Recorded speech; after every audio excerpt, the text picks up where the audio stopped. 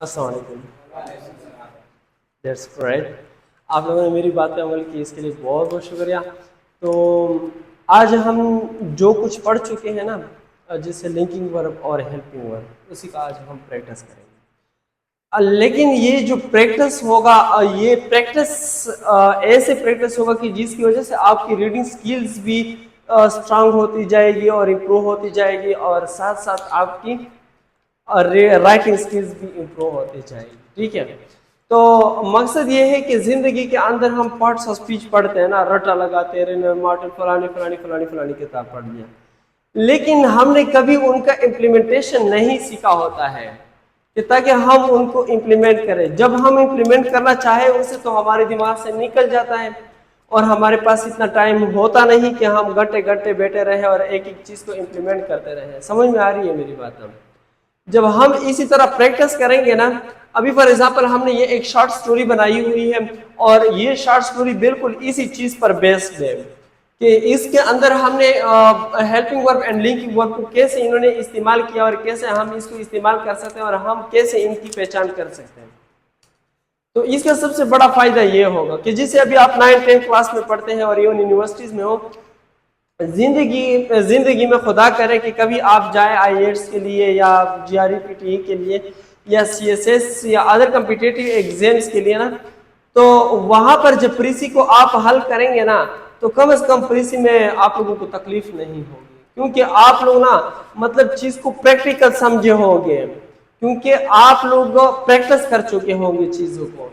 आपने सिर्फ याद नहीं किया होगा, जैसे हमने मतलब पढ़ने पर जब हम इसको पढ़ रहे थे ना, हेल्पिंग वर्ब और लिंकिंग वर्ब को, और हमने उसकी मुख्तलिफ और कई सेंटेंसेस बनाए थे।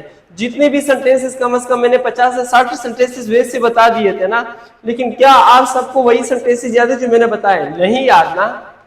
तो मैं चाहता हूं कि आपके अंदर वो क्रिएटिविटी आ जाए कि ताकि जिंदगी भर आपको किसी और से पूछना ना पड़े कि ये हमारे पास हेल्पिंग वर्ब है और ये लिंकिंग वर्ब है, इसको हम सही यहाँ पर इस्तेमाल कर सकते हैं कि सही इस्तेमाल नहीं कर सकते हैं।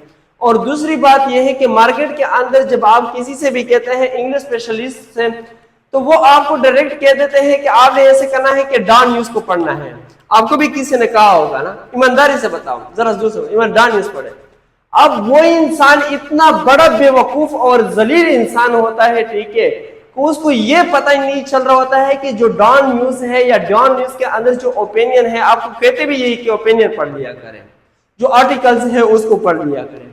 ओ भाई साहब, आप उनको कहना कि जो डॉन न्यूज की आर्टिकल है या डॉन न्यूज की जो ओपिनियन है, वो सारे सीएसपीज लिखते हैं या हाईली ग्रेजुएट पीएचडी के स्टूडेंट्स या पीएचडी के राइटर्स दिखते हैं बड़े बड़े, वो टर्मिनोलॉजीज इस्तेमाल करते हैं, फेसिज्म, नेसिज्म, सोशलिज्म, कैपिटलिज्म, फलाना फलाना फलाना फलाना। अब अगर आप सिर्फ डिक्शनरी के अंदर सोशलिज्म को मारोगे, तो वो सोशलिज्म का मतलब वही माना देगा कि जो सोशलिज्म वर्ड का तर्जुमा है, कि मतलब बहुत ज्यादा सोशल हो जाना, किसी के साथ, लोगों के साथ घुल मिल के रहना, इसको कहते हैं सोशलिज्म। लेकिन दर हकीकत इसके पीछे एक बहुत बड़ी दुनिया पड़ी हुई है, ठीक है। कैपिटलिज्म के पीछे अलग एक दुनिया पड़ी हुई है, फेसिज्म, नेसिज्म के पीछे अलग एक दुनिया पड़ी हुई है, ठीक है। और इसी तरह मतलब जो भी है। अब अगर मैं आप लोगों को डॉन न्यूज आपके हाथ में दे दी, और दूसरी बात कि वहां पर जो वोकेबलरी है वो इतनी हार्ड एंड शार्प वोकेबलरी इस्तेमाल करते हैं कि वो पूरी जुमलों को कुछ 2-3 अल्फाजों के अंदर समेट लेते हैं, क्योंकि वो अपनी बात करना चाहते हैं और उनके पास इतना टाइम नहीं होता कि आपके लिए पूरी कहानियां लिखे। समझ में आ रही है? जिंदगी भर आप डॉन न्यूज को पढ़ोगे ना, कभी भी अंग्रेजी को नहीं सीख पाएंगे, फाइनली तंग हो जाओगे, थक जाओगे, लेकिन अंग्रेजी नहीं सीख पाओगे। फिर आप लोग मतलब मायूस हो जाएंगे, हार जाएंगे, क्योंकि आपको समझ में नहीं आता। लेकिन जिस इंसान ने आपने पूछा होता है ना, उस इंसान ने बजाते खुद कभी इंग्लिश उसने रीडिंग किया ही नहीं होता कि भाई साहब हर सब्जेक्ट का, जैसे लॉ है और लॉ की अपनी टर्मिनोलॉजीज है, आईआर है, आईआर की अपनी टर्मिनोलॉजीज है, पॉलिटिकल साइंस है, पॉलिटिकल साइंस की अपनी टर्मिनोलॉजीज है, इंग्लिश है, इंग्लिश की अपनी टर्मिनोलॉजीज है, हर सब्जेक्ट की अपनी टर्मिनोलॉजी है। और डॉन न्यूज जो है बेसिकली वो उन लेवल के स्टूडेंट्स के लिए है जो सीएसएस, पीएमएस, हाई लेवल के स्टूडेंट्स हो, कि जिन्होंने थोड़ा बहुत लॉ भी पढ़ा हो, कि जिन्होंने थोड़ा बहुत पॉलिटिकल साइंस आईआर भी पढ़ा हो, कि जिन्होंने थोड़ा बहुत जेंडर स्टडी भी पढ़ा हो और जिनको बहुत सारी वोकेबलरी भी आता हो, उनको रीडिंग स्किल्स बिल्कुल पीक पे जा रहा हो और उनकी मैच्योरिटी लेवल भी बहुत अच्छी हो। समझ में आ रही है? तो वो उन्हीं स्टूडेंट्स के लिए होती है, डान न्यूज पढ़ना, फलाना न्यूज पढ़ना, फलाना न्यूज पढ़ना, वैसी दौड़ा दड़ कह देते हैं कि फलाना बुक पढ़ दो। भाई इस बुक में कैसे पढ़ सकता हूँ, जो कि इसके साथ मेरी जिंदगी में कभी वास्ता ही नहीं रहा, तो मैं इसको कैसे पढ़ूंगा, इनकी टर्मिनोलॉजीज को मैं कैसे समझूंगा। समझ में आ रही है? तो मकसद ये है कि वो जिंदगी में आप लोग जब किसी सब्जेक्ट में जाएंगे ना, तो वो तो आप समझ जाएंगे, वो तो बड़ी बात नहीं। लेकिन मैं अगर आज आप लोगों को डॉन न्यूज की आर्टिकल पढ़ाना शुरू करो तो ऑफकोर्स आप नहीं समझेंगे, तकलीफ में होंगे, परेशान होंगे कि ये क्या चल रहा है, और ना आपका प्रैक्टिस होगा। और आज हमने प्रैक्टिस के लिए ये स्टोरी बनाई हुई है कि practice of helping and linking word. इसका सबसे बड़ा फायदा ये होगा कि एक तो स्टोरी है, मतलब आपको मजा आएगा पढ़ने में, और यहाँ पर कुछ करने की वो जज्बा पैदा होगा और आप कुछ न्यू सीखेंगे, और इंकरेजमेंट एंड डिस्करेजिंग की जो पॉइंट ऑफ व्यू है वो भी सीखे, मुख्तलिफ किस्म की लेसन्स यानी सबक और असबाक आप इसे सीख सकते हैं। और इसी के साथ साथ आपका क्या होगा कि इसी को हम रीड भी करेंगे काफी डिटेल के अंदर, लेकिन आज की हमारी रीडिंग बेस्ड होगी सिर्फ हेल्पिंग वर्ब और लिंकिंग वर्ब, हेल्पिंग वर्ब और लिंकिंग वर्ब। हम आज की स्टोरी के अंदर सिर्फ जानेंगे, बाकी इसी तरह हर टॉपिक के मुताबिक जैसे जैसे हमने पढ़े हैं, रेगुलर इरेगुलर उनकी अपनी एक स्टोरी है, ठीक है, और इस तरह मॉडल वर्ब्स की अपनी एक स्टोरी है, फिर उसके बाद है ट्रांजिटिव इंट्रांजिटिव की अपनी एक स्टोरी है, इंफिनिटिव जर्न्स की अपनी एक स्टोरी है। तो हम इन चीजों को ना पढ़ेंगे, देखेंगे, और इस स्टोरी के अंदर पर्टिकुलरली बहुत ही ज्यादा इस्तेमाल किया गया है, हम जानेंगे। जब आप माइन्यूट ऑब्जर्वर बन जाएंगे, माइन्यूट ऑब्जर्वेशन इसको कहते हैं कि जब आप इसी एज से ना रीडिंग को जब इतनी कंसंट्रेशन के साथ करोगे, तो जरा सोचिए कि मतलब जब आप फर्स्ट ईयर तक पहुंचेंगे, जब आप थर्ड ईयर के अंदर होंगे, मतलब फोर्थ फिफ्थ सेमेस्टर के अंदर होंगे, क्या आपको दुनिया भर की जो भी किताब आएगा आपको मुश्किल लगेगा? नहीं मुश्किल लगेगा। जिससे मैं कल आप लोगों को बता रहा था कि बेकन हाउस के एक बच्ची को मैं पढ़ा रहा था इस्लामाबाद के अंदर ना, तो हुआ ये कि बची थी मतलब हाँ ऑर्डिनरी स्टैंडर्ड की थी, मतलब ओ लेवल की थी, यानी मतलब समझिए कि 7 4 6 इस इन्हीं क्लास में से थी ना। तो एक बहुत ही मुश्किल लफ्ज आया, मैंने पूछा कि इसका क्या तर्जुमा, आपने सोच रहा था कि ये तो फंस जाएगी अभी इसके अंदर ना, तो उसने उसी लफ्ज का करेक्ट तर्जुमा मुझे बता दिया। मैंने कहा कि आपको कैसे आया, मतलब ये आपने पहले डिक्शनरी में, कहते नहीं सर। मैंने कहा कैसे? फिर कहते मैंने टॉपिक देख लिया था तो मुझे पता चल गया कि इसी टॉपिक के अंदर इस तरह टर्मिनोलॉजीज भी आएंगे, और मैं सेंटेंस पढ़ती रही, तो वो सेंटेंस की पूरी मीनिंग मैंने उठाया, और उसी सेंटेंस की जो मीनिंग थी वो इसी तरह मैंने निकाला जिस तरह सेंटेंस कहना चाहती थी। तो ये होती है रीडिंग लेवल। आपके पास दुनिया में ना हर जगह में डिक्शनरी नहीं होती, मोबाइल नहीं होती कि आपने खोल दिया। आपने अपनी रीडिंग स्किल को इतनी मजबूत करनी है, इतनी स्ट्रांग करनी है कि चाहे जितनी भी मुश्किल वोकैबुलरी आए, लेकिन आपकी रीडिंग स्किल इतनी स्ट्रांग हो कि ताकि आप उसे डायरेक्ट समझे। समझ में आ रही है?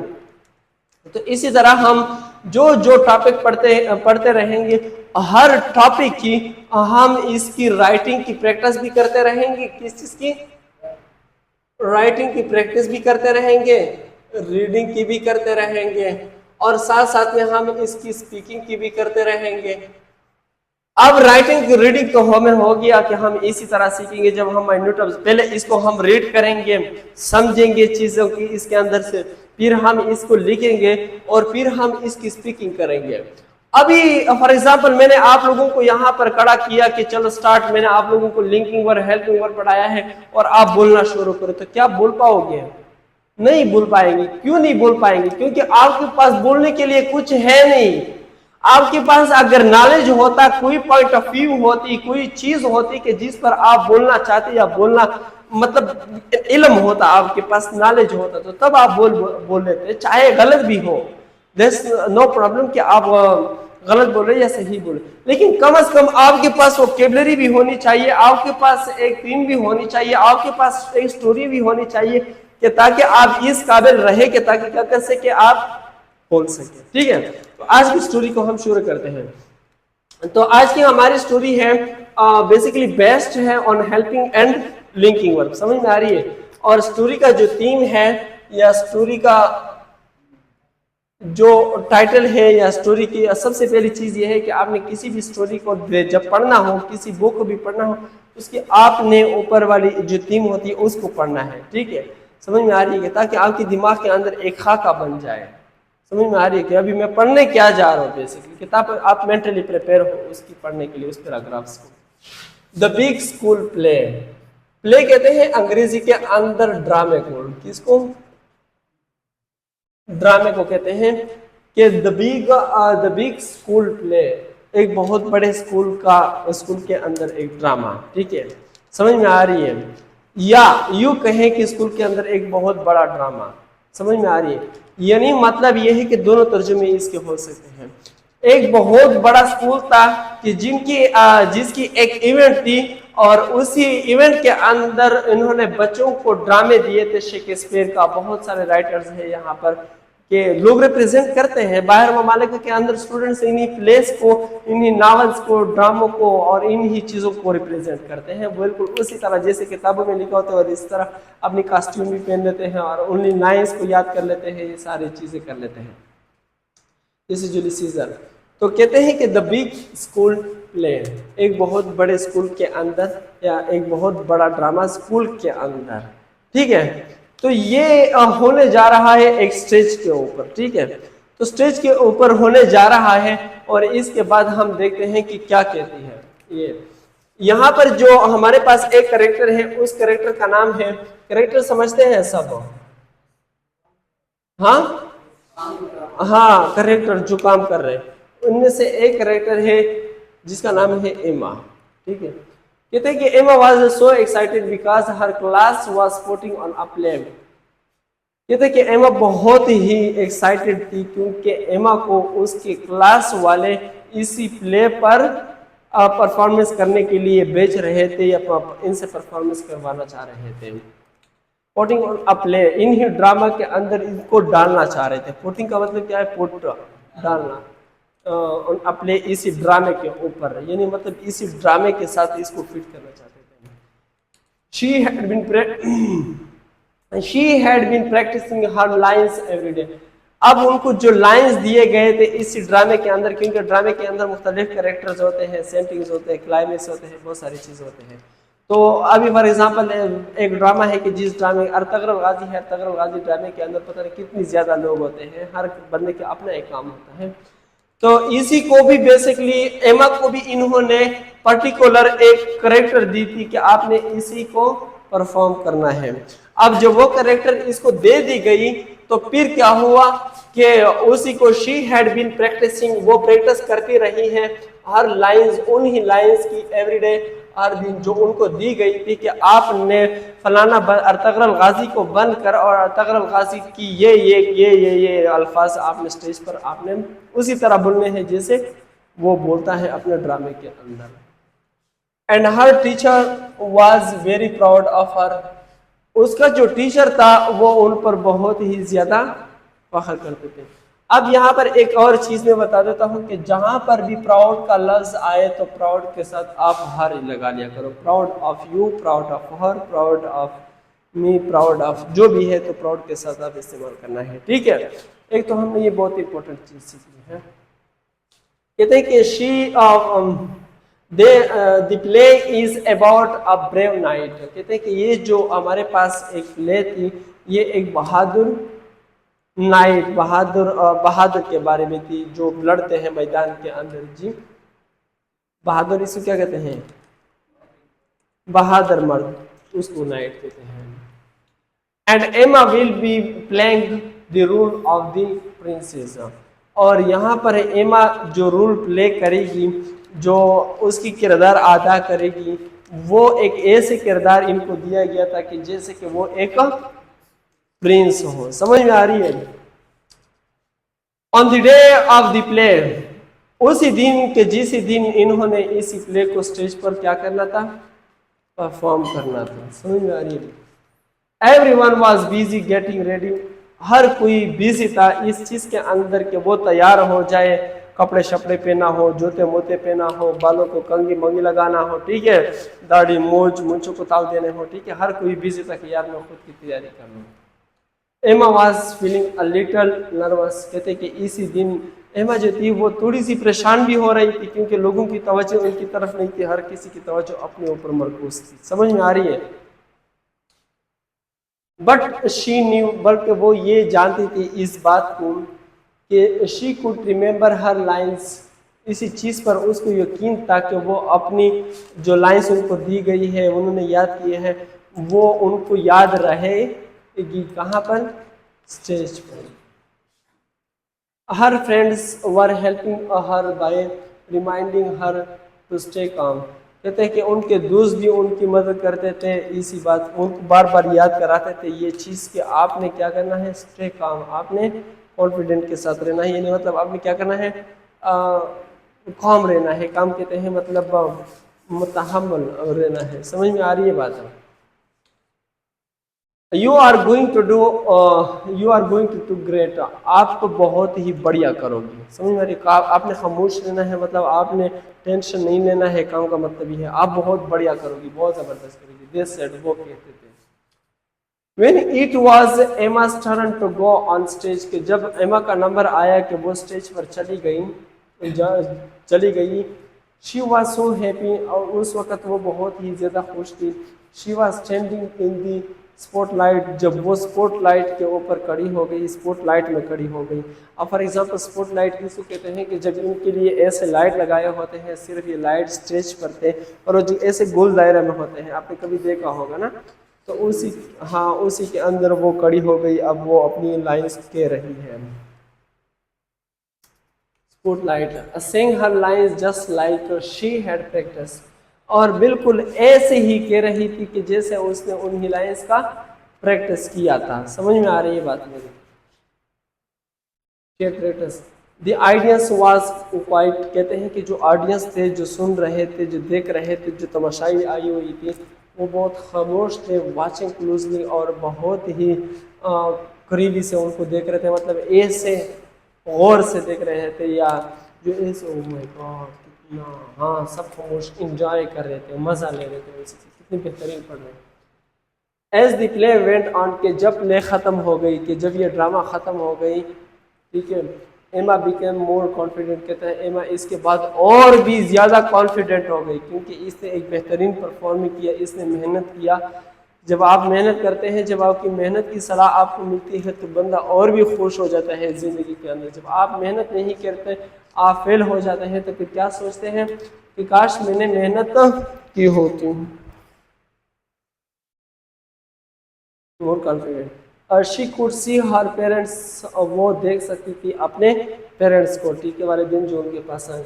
Smiling in the front of, कहते हैं कि वो हंस रहे थे पहले सब के अंदर, वो बैठे हुए थे, ठीक है, वो हंस रहे थे, स्माइलिंग कर रहे थे, मतलब मुस्कुरा रहे थे खुशी से कि यार बहुत ही बेहतरीन कर रहे हैं। Which made her feel even better, जो कि इनकी हंसना और इनकी तरफ इनका देना, मुस्कुराना, इसको और भी बेटर यानी अच्छा महसूस कराया, ठीक है। ये जो मेड वर्ब है, इसको हम आगे पढ़ेंगे। एडवांस लेवल ग्रामर में जब हम पूछेंगे, तो मेड की वर्ड मुझे याद कराना, हम एक दिन इसी को भी पढ़ेंगे, ठीक है। किसी चीज़ के ऊपर जोर देनी हो तो इसके लिए इस्तेमाल होते हैं। Made her feel even better. She was glad to have all the support from her friends and family. She was glad, वो बहुत ज़्यादा मशहूर थी, to have all the support के, ताकि उसको मिल रही है एक बहुत बड़ी सपोर्ट, इनकरेज कर रहे हैं उनके दोस्त, फ्रॉम हर फ्रेंड्स, अपने दोस्तों की तरफ से, एंड फैमिली की तरफ से। At the end everyone was clapping and cheering, कहते हैं कि आखिर में हर कोई उनके लिए तालियां बजा रहे हैं और उनके लिए चेयर कर रहे हैं। चेयरिंग भी तालियां बजाना, खुशी करना, ऐसी को कहते हैं। एंड एमा फील्ड वेरी प्राउड, और इसी वक्त एमा को बहुत ही ज़्यादा खुशी महसूस हुई।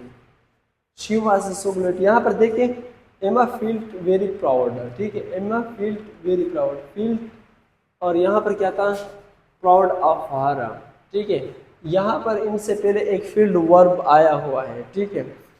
वेरी यहाँ पर एडजेक्टिव यहाँ पर मतलब अलग अलग। जब आप डायरेक्ट फील का इस्तेमाल करते हो उसके बाद फील ऑफ प्राउड इस्तेमाल नहीं करोगे, ठीक है। तो ये हमारे पास एडवर्ब है और एडवर्ब दूसरे एडवर्ब को वो करते हैं। ये जब एडवर्ब में हम पढ़ेंगे ना और एडजेक्टिव में पढ़ेंगे फिर इसी चीज़ को हम और भी डिटेल से समझ जाएंगे। अभी इन ही डिटेल में हम नहीं जाएंगे कि वेरी हमारे पास क्या है, एडवर्ब है और फिर एडवर्ब की कौन सी है, adverb of frequency, adverb of time है, एडवर्ब ऑफ कौन सी है, प्राउड क्या है। तो आज जो हमारे पास टॉपिक है हेल्पिंग वर्ब, लिंकिंग वर्ब, हम इन ही के बीच में घूमेंगे, प्रैक्टिस करेंगे। she was so glad she had been a part of the play। वो बहुत ही ज़्यादा खुश हुई ये इसलिए कि ताकि ये एक प्ले का हिस्सा रहे। समझ में आ रही है? अच्छा, being a part of the play, it is a day she will always remember, ये एक ऐसे दिन था कि उसको हमेशा याद रहेगा। अभी जैसे हमने इसका तर्जुमा किया और हम इसको समझे, तो इसमें मुझे बता दीजिएगा कि पहले लाइन के अंदर आप लोगों को हेल्पिंग वर्ब या लिंकिंग वर्ब नजर आ रहा है कि नहीं आ रहे? कहाँ है? Very good. अभी ये हमारे पास वाज है, लेकिन वाज हमारे पास हेल्पिंग वर्ब है कि लिंकिंग वर्ब है? वेरी गुड, लिंकिंग वर्ब है।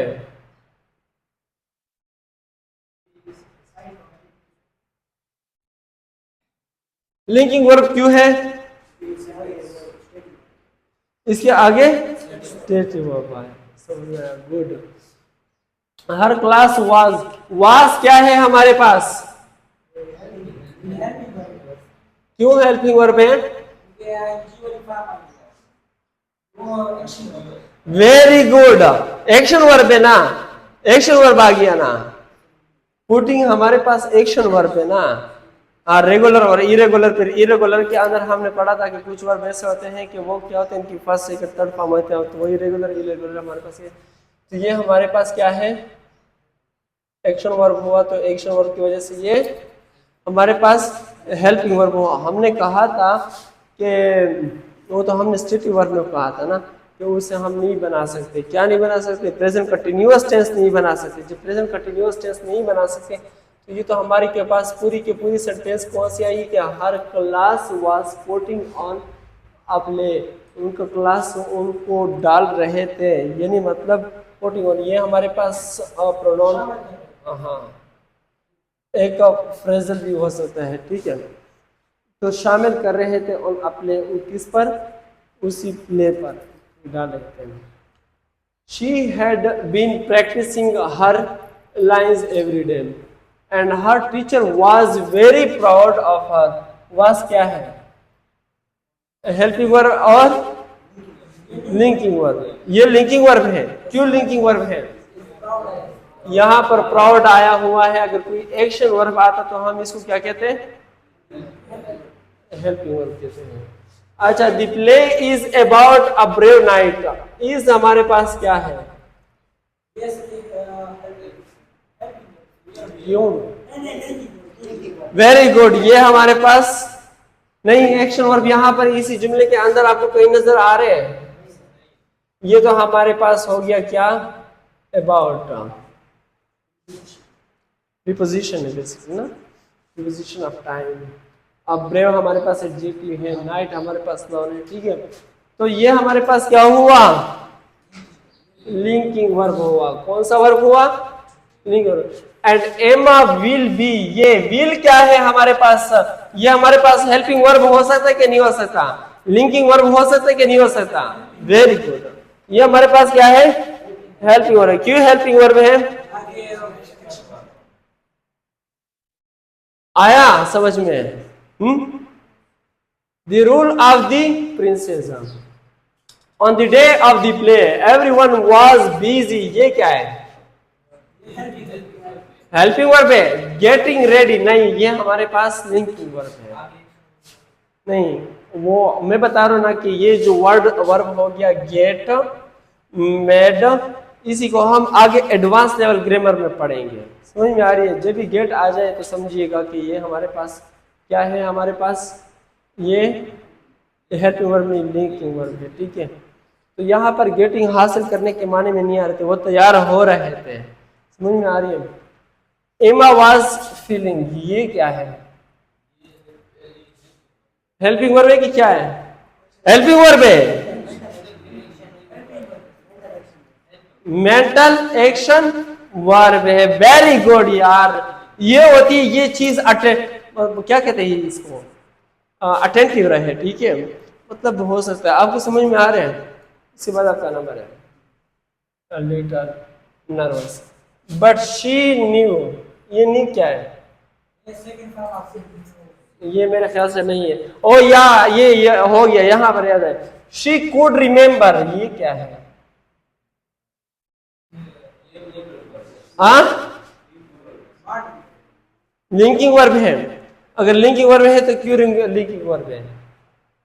रिमेम्बर्ड, रिमेम्बर्ड, रिमेम्बर्ड याद करना, मुझे याद है। आई रिमेम्बर्ड यू। हाँ, क्यों लिंकिंग वर्ब है? Very good. ये हमारे पास क्या है? क्यों लिंकिंग वर्ब है? क्योंकि ये हमारे पास इंटरनल एक एक्शन हो रही है, तो ये हमारे पास बेसिकली क्या हुआ? स्टेटिव वर्ब हुआ। जब एक स्टेटिव वर्ब हुआ कि मैं जैसे आपको याद रखूंगा या याद करूंगा, तो इसलिए लिंकिंग वर्ब हुआ। Lines, her friends were helping, या ये वर्ब क्या है यहां पर? ये बताओ।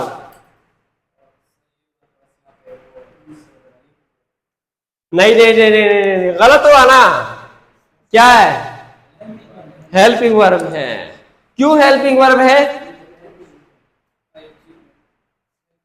एक्शन वर्ब आया हुआ है ना सामने से। हाँ भाई, हेल्पिंग वर्ब है ना, तो हमने कहा कि हेल्पिंग वर्ब है। You are going to do great. You are क्या है?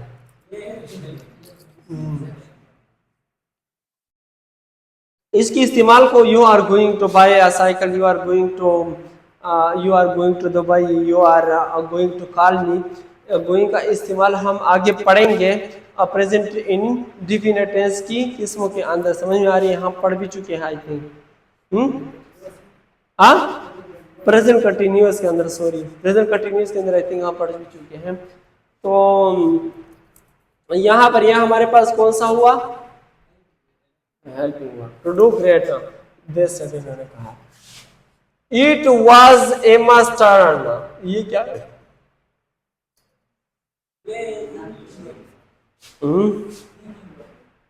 नहीं, लिंक, की लिंकिंग वर्ब है। तो टर्न क्या है हमारे पास? में टर्न हुआ नहीं, खैर है, कोई बात नहीं है ना। टर्न, इसकी फर्स्ट सेकंड थर्ड फॉर्म भी तो एक ही जैसे है ना, रेगुलर और इरेगुलर में। जैसे कि हमारे पास कट कट कट, और अगर यहाँ पर टर्न लगाना भी चाहो तो टर्न लग सकता है, टर्न, ठीक है। तो ये हमारे पास हेल्पिंग वर्ब हुआ क्योंकि ये एक्शन वर्ब है, ठीक है। और दूसरी बात ये है कि एमा's turn, एमा's turn, एमा's यहाँ पर ये क्या लगा हुआ है? एपॉस्ट्रोफी लगा हुआ है। तो एपॉस्ट्रोफी सिर्फ दो नाउन्स के बीच में लग सकता है ना, तो यहाँ पर वर्ब किसका काम कर रहा है? नाउन का काम कर रहे हैं। तो ये क्या हुआ हमारे पास? नाउन हुआ बेसिकली, ठीक है।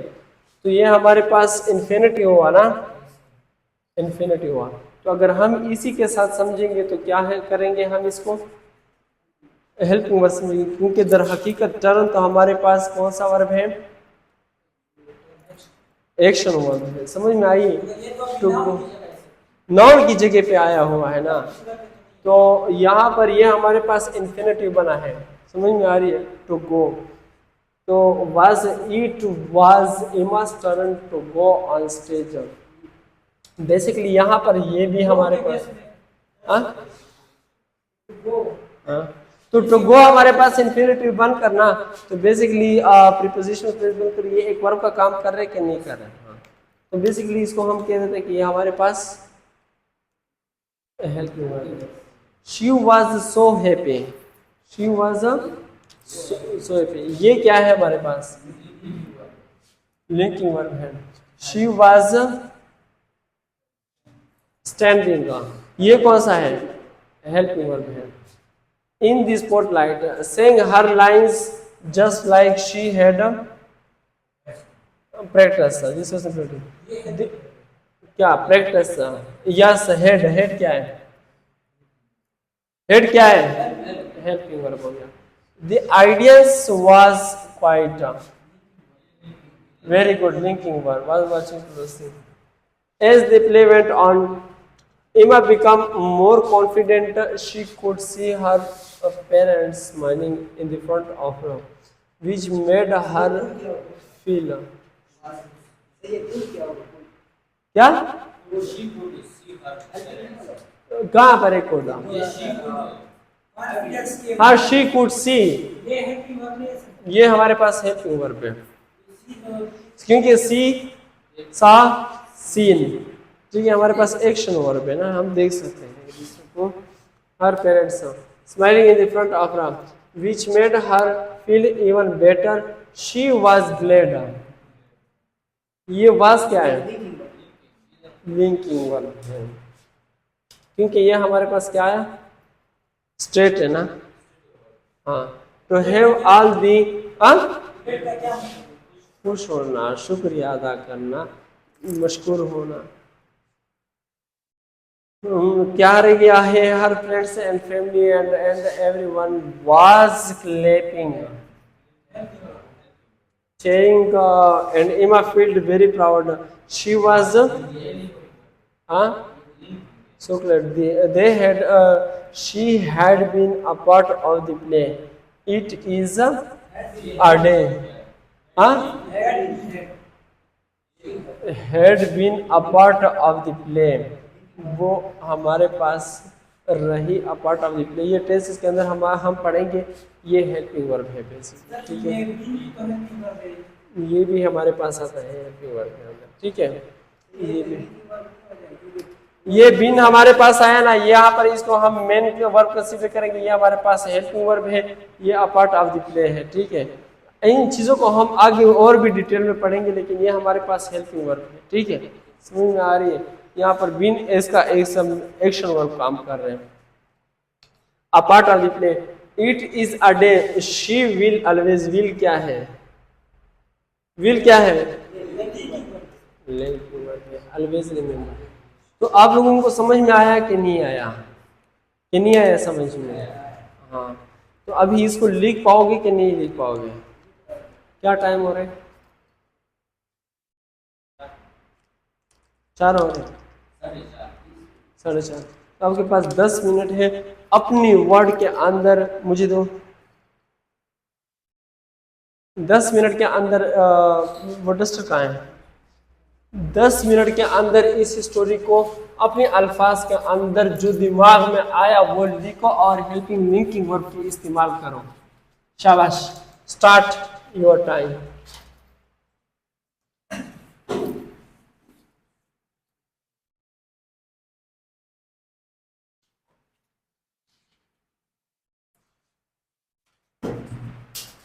स्टॉप करो।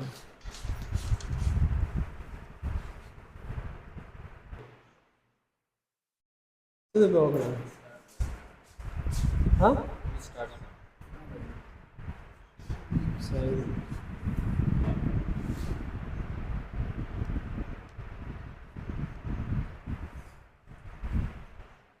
जी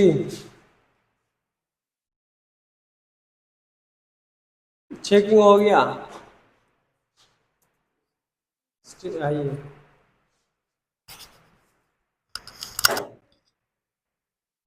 कौन से गलती है इसमें की? तो बेसिकली सर इसने सर पहली गलती सर इसने ये किया है कि इमा was very excited because in her she in her school start play, क्योंकि इसमें ये गलती है कि स्कूल स्टार्ट होगा प्ले। इसको सर करेक्ट करने के लिए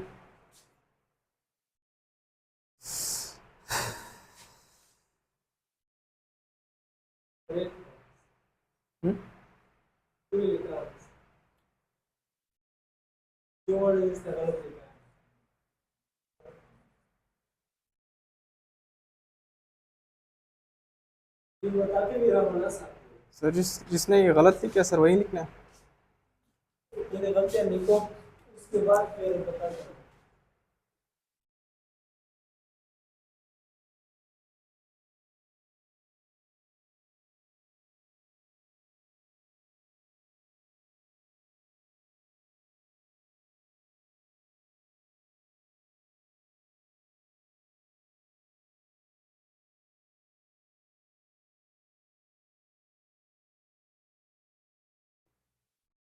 ठीक है, गलती करी है, खाली आप बोल सकते हो।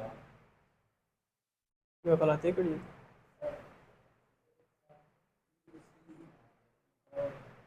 फिर अगर आप किसी को चला गया, यहाँ पर ये लगना चाहिए। तो जाने आपको मतलब कहाँ से होना कैसे, यहाँ पर क्या लिखना चाहिए ताकि जहाँ पर कपड़े के साथ पूरे बकला हाँ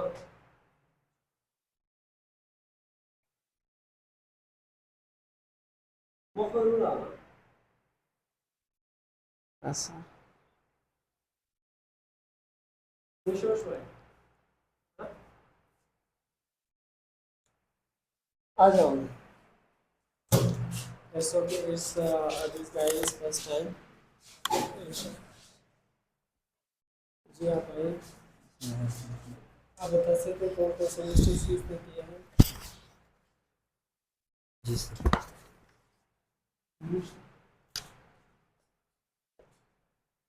No, I so excited.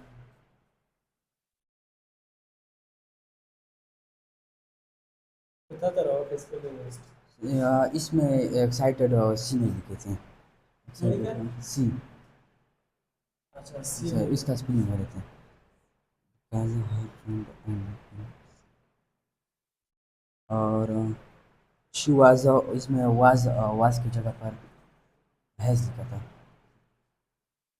ये इसकी जगह पर हैज लिखा था, इसलिए ये गलत हो गया। और रिमेम्बर का स्पेलिंग गलत था।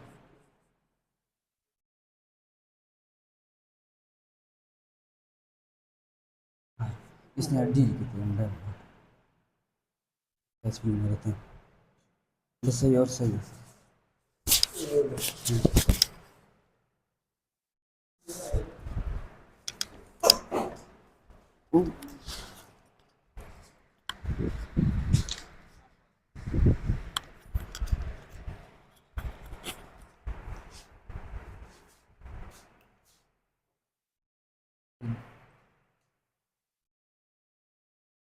पहले पहले इसने गलती की है कि Emma was so excited to perform her lines on play of the play. इसने ऑफ द प्ले नहीं लिखा था।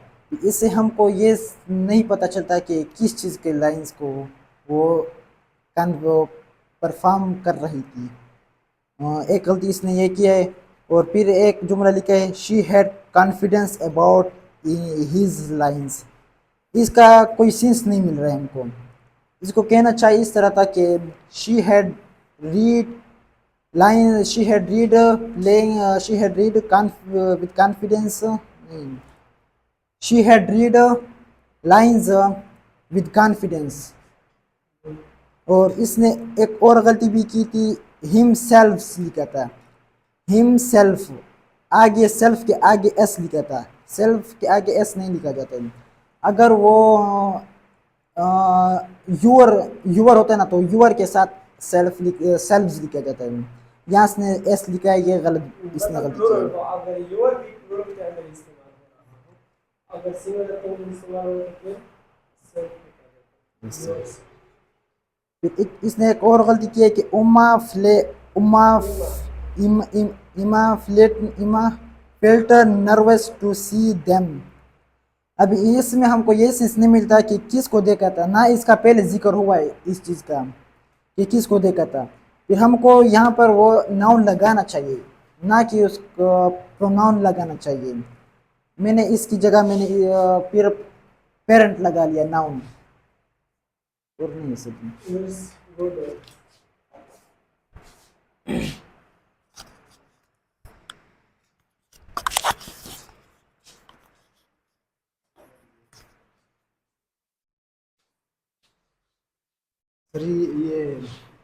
जो बचन लिखा है उसमें ये मसला था कि इसने सही बात वादे नहीं की।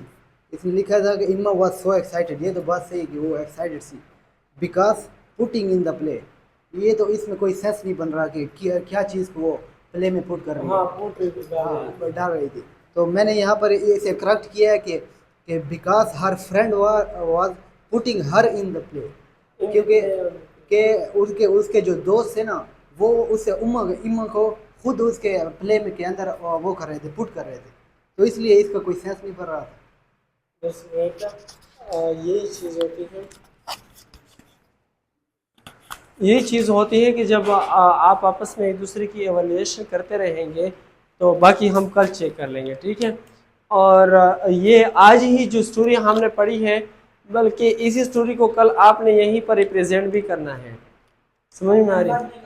नहीं अपने अल्फाज के अंदर, बल्कि मैं सोच रहा हूँ कि अभी है, अभी जल्दी कर लेते हैं, ठीक है। जितने जो कुछ भी बोल सकते हैं, तो पहले आप आइए और आप अंग्रेजी में बता दीजिएगा कि आपने आज क्या सीखा है स्टोरी से, तो आपके पास background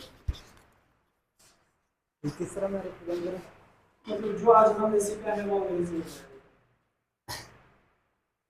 Uh, Today we learn about a lesson, because in the story is that uh, Emma was a very confident girl, and she performed his best in the play.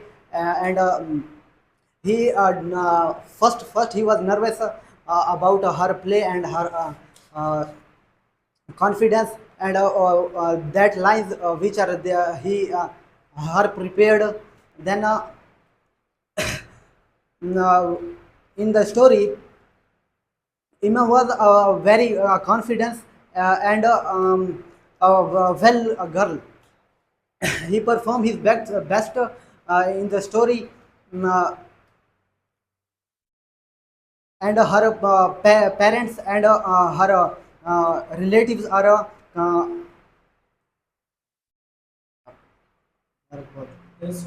मुबारकबाद दे रहे थे उसे।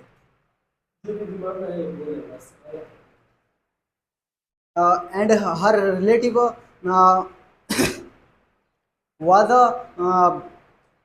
congratulation on his performance, and her friends are very excited, because he performed a very great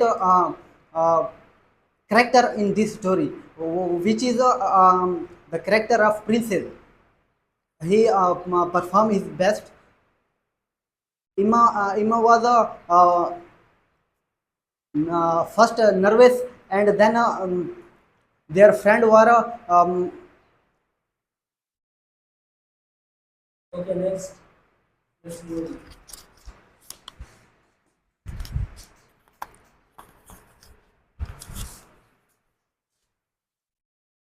Today we learn best. Today we learn about the lesson of a big school play. Big school play. Emma was very excited before. Emma was very excited before play. When he started the play, and see on parents. So its confidence is more.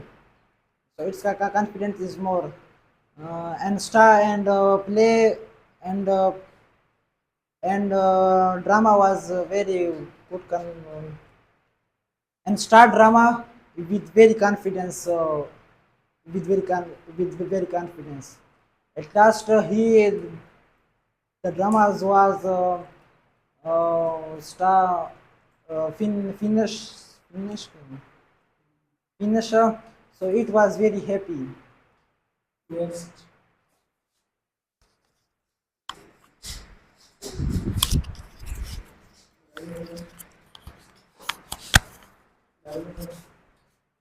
Assalamu alaikum.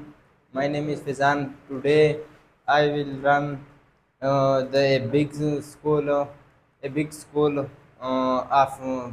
play. Emma was so excited in the play. Uh, so excited in the play. Your friend, our friends have has यानी कि our friends has preparing in our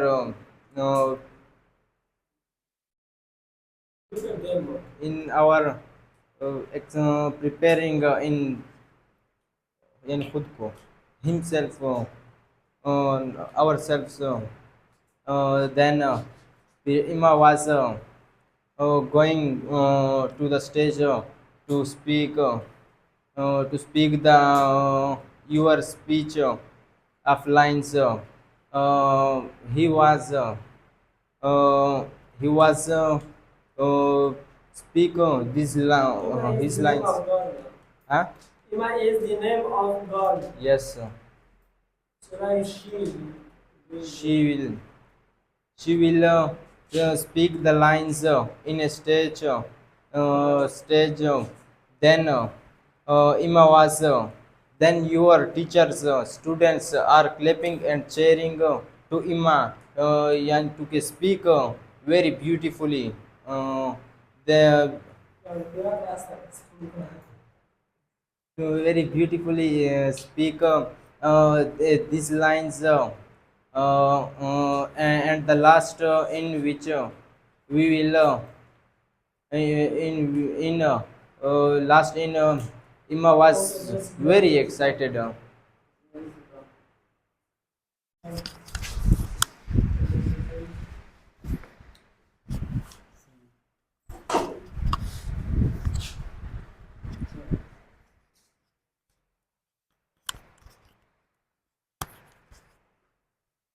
Bismillah, my name is Abu Halis.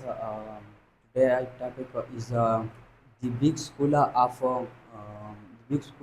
play. Ima was so excited because her friend because her friends have been in the putting of the play. Uh, when Ima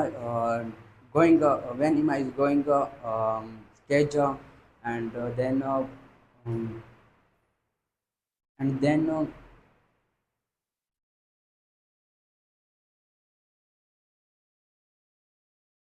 yes, okay, okay.